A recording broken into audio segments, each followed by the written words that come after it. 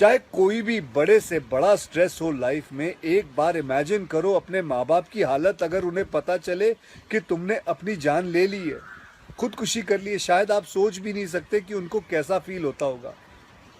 मान लिया कि आपका स्ट्रेस बहुत बड़ा है, पर इतने हल्के में मत लो अपनी लाइफ को यार। आपको पैदा करने वालों को जिंदगी का सबसे बड़ा दुख दे के मत जाओ। कुछ दिन पहले अखबार में मैंने पढ़ा था कि एक आईआईटी के स्टूडेंट्स ने फांसी लगा के आत्महत्या कर ली। स्ट्रेस में था पढ़ाई के लिए। उससे कुछ दिन पहले मुंबई में एक मैनेजमेंट स्टूडेंट ने एक 5 स्टार होटल के रूम से छलांग लगाकर अपनी जान दे दी। एग्जाम में फेल हो गया था। मैं कहीं ये भी पढ़ रहा था कि करीब 8 लाख लोग हर साल वर्ल्ड में अपनी जान खुद ले लेते हैं और उसमें तकरीबन 1.5 लाख लोग सिर्फ हिंदुस्तान से होते हैं। और यंग लोगों में आत्महत्या के सबसे बड़े कारण जो होती है वो होती है पढ़ाई या फिर रिलेशनशिप का स्ट्रेस। क्यों? एकदम डायरेक्ट बोलूं, दिल से बोलूं, मेरा पहला नेशनल अवार्ड जो मुझे आज हमारे आदरणीय राष्ट्रपति जी के हाथों से मिलेगा, मैं बता नहीं सकता कि कितनी खुशी हो रही है। आपको पता है, जिस दिन इस नेशनल अवार्ड की अनाउंसमेंट हुई थी ना, उस दिन मैं अपनी माँ से बात करते हुए अपने बचपन का एक दिन याद कर रहा था, जिस दिन एग्ज़ाम का रिजल्ट आया था और मेरे मार्क्स बिल्कुल अच्छे नहीं थे। आप लोगों से झूठ नहीं कहूँगा, मैं उस कक्षा में फेल हो गया था। रिपोर्ट कार्ड लाते हुए मैं ये सोच रहा था कि आज घर में बड़ी कुटाई होने वाली है यार। उस दिन मेरे पिताजी ने मुझे सामने बिठाया और बड़ी शांति से कहा, देखो बेटा, तुम करना क्या चाहते हो, ये बताओ मुझे, बताओ करना क्या चाहते हो। मैंने कहा, पापा मैं स्पोर्ट्स में मन लगता है मेरा, मैं खेल कूद करना चाहता हूँ, खिलाड़ी बनना चाहता हूँ। उन्होंने कहा ठीक है, फिर उसमें ध्यान दो, हम सपोर्ट करेंगे, साथ में थोड़ी पढ़ाई भी करो। आप विश्वास नहीं करोगे, खेलते खेलते मैं मार्शल आर्ट करने लग गया, मैं मॉडलिंग में आ गया, एक्टिंग शुरू कर दी। उन्होंने हर चीज़ में मुझे सपोर्ट किया। अगर उस दिन मेरे पेरेंट्स ने ये ना समझाया होता कि मेरी स्ट्रेंथ किस चीज़ में है, तो आज मैं सोच भी नहीं सकता कि ये नेशनल अवार्ड कभी मेरे हाथ पे होता। ये अपने लाइफ की कहानी मैं आपको एक वजह से सुना रहा हूँ। कुछ दिन पहले अखबार में मैंने पढ़ा था कि एक आईआईटी के स्टूडेंट्स ने फांसी लगा के आत्महत्या कर ली। स्ट्रेस में था पढ़ाई के लिए।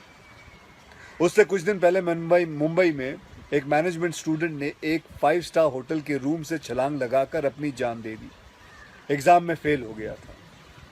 मैं कहीं ये भी पढ़ रहा था कि करीब 8 लाख लोग हर साल वर्ल्ड में अपनी जान खुद ले लेते हैं और उसमें तकरीबन 1.5 लाख लोग सिर्फ हिंदुस्तान से होते हैं।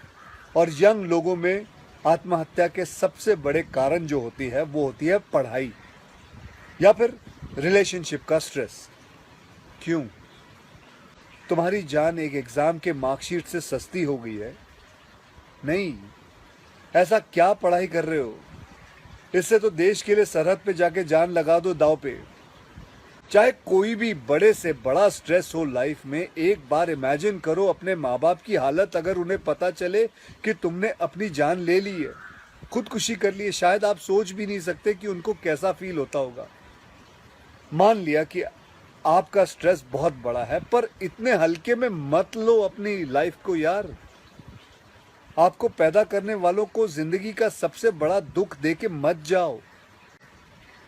और पेरेंट्स से भी यही कहूँगा, यही पूछना चाहूँगा कि कहाँ गए वो ज़माना, कहाँ गया वो ज़माना जब आप लोग अपने बच्चों के साथ डिनर टेबल पे बैठ के बातें किया करते थे, पूछा करते थे कि कैसा चल रहा है, आपके दोस्त कैसे हैं, पढ़ाई कैसी चल रही है। आज आपका बच्चा आपको अपना स्ट्रेस कैसे बताएगा जब आप भी अपने फ़ोन में आंखें गाड़ के बैठे हो और आपका बच्चा भी फेसबुक पे फ्रेंड्स ढूंढ रहा है।